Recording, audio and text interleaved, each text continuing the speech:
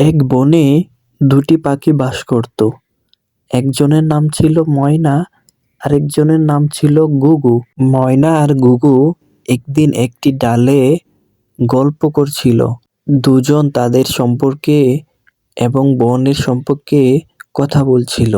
আর বলছিল, এই বনে আমরা কিভাবে বসবাস করব, কাদের সাথে চলবো, এ নিয়ে তারা দুইজন গল্প করছিল।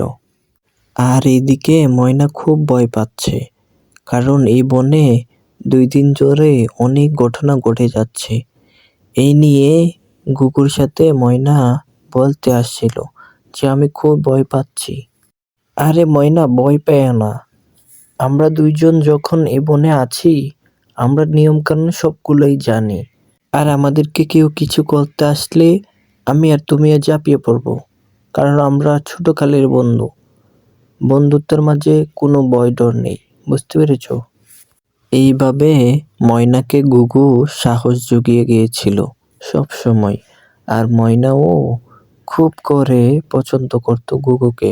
আর আমরা এই গল্পের মাধ্যমে জানতে পারলাম, সব বন্ধুত্ব খারাপ হয় না, কিছু বন্ধুত্ব সব সময় সাহস জুগিয়ে যায়।